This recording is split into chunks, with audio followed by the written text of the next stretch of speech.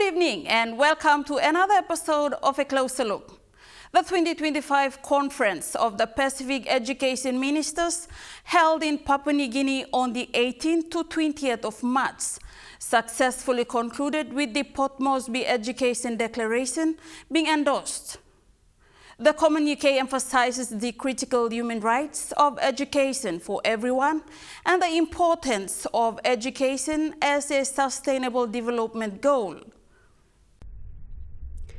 The Conference of Pacific Education Ministers was first held in New Zealand in 2023. This is the second CPEM hosted by Papua New Guinea, with the theme Transforming Education for a Better Pacific, marking PNG the first Pacific country to host the Conference of the Pacific Education Ministers.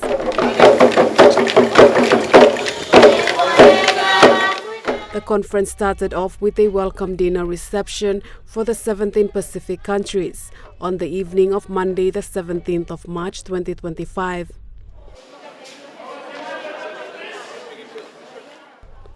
The first day of the conference saw the education ministers engage in a closed-door discussion. Prime Minister James Marape, in his ministerial speech on the second day of the conference, stressed on the importance of collaboration in addressing common challenges on the deliverance of education services in the Pacific region. Despite the geographical challenges and constraints we face, over the years we have shown remarkable resilience in building our nations that is sustained upon the education system we each have in our respective countries and collectively. Our governments must prioritize education as a pillar of development, which is obviously aligned with the United Nations Sustainable Development Goal number 4. But whilst the United Nations and the goals, the SDG goals compel us to present a report card by 2030, let me say here, without any element of doubt, that each nation and us collectively, it is with or without the SDG goal number 4, it is our moral responsibility to ensure that we equip our children with the correct education in a world of many influences. Education ministers of the other Pacific countries, in response to the ministerial speech, highlighted challenges they face and provided recommendations to implement for a better delivery on education services in the region. The common challenges highlighted were shortage of teachers, the use of information communication technology and artificial intelligence, inclusive education, sustaining regionalism, indigenous knowledge and culture. The conference concluded with the Port Moresby Education Declaration being endorsed at the Lolawata Island Resort. The Port Moresby Education Declaration we will announce today embodies our collective aspirations, insights, actionable strategies to address the challenges facing our education systems. It stands as a testament to the unity and determination of Pacific nations as we draw on our rich cultural heritage, innovative ideas, and collaborative spirit. The Port Moresby Education Declaration is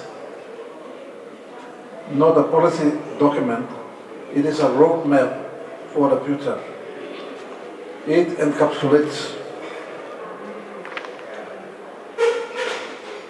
our shared priorities for all stakeholders.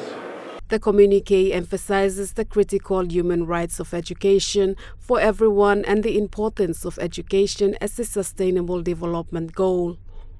Co-host of the 2025 CPEM said PM Marape's vision on leaving no child behind has greatly influenced the conference.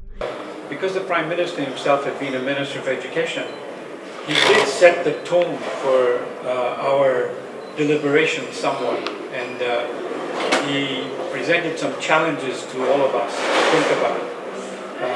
And his commitment to education, where he his vision is that no child will be left behind, very much influenced our thinking. And of course, we were very lucky to have not only Minister, but also the Minister for Higher Education for much of the deliberation.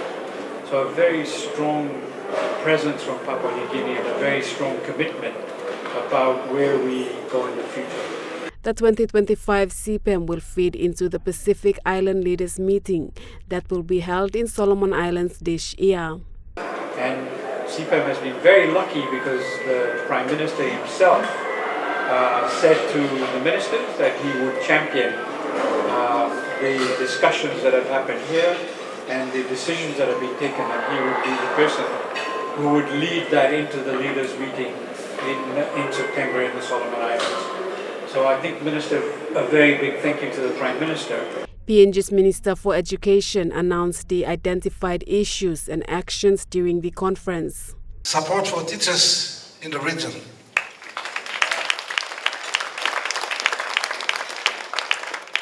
Indigenous knowledge, culture, and language.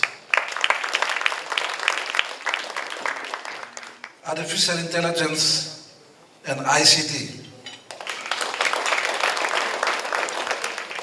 Inclusive education. Early childhood education. Vocational education pathways. Intersect between health, education and health.